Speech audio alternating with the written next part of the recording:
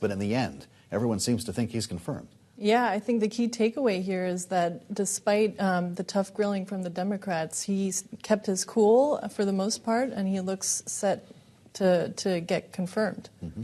Well, and when we consider the votes for that confirmation, the big one that we had questions about, at least at the onset, was Senator Joni Ernst from Iowa, who is not only a combat veteran herself, but a survivor of sexual assault. And she posed this question to Hegseth about women serving in the military during the hearing.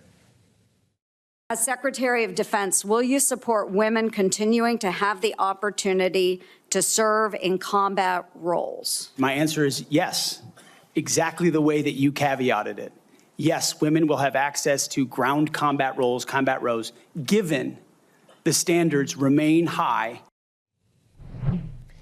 She obviously asked it in a less combative way, shall we say, than some of the other women who serve on this committee, members of whom did indeed serve in combat as women as well, including Senator Tammy Duckworth. But for all of the conversation around his views around women in the military, were anyone's minds actually changed by this?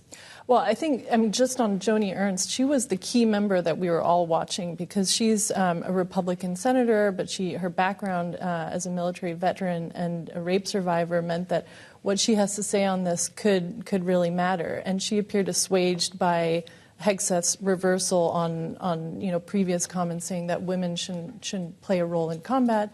And she also seemed assuaged by his pledges to take seriously concerns around sexual assault in the military. So I think, the fact that we didn't see any sort of strong pushback from her also reinforces his strong chances here. Jeanne Shaheen, the senator from New Hampshire, again a Democrat, remarked on his 11th hour conversion. How many of these senators see it that way, and did he convince them otherwise?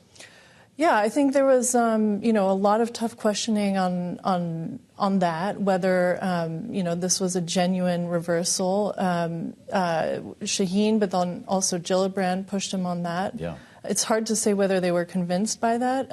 In a way, whether the Democrats were convinced or not doesn't really matter, because if he has the Republican support here, he doesn't need the Democratic vote. And as we were discussing, he didn't meet with any of the Democratic members ahead of the hearing, which is also telling that, they're not relying on them for confirmation.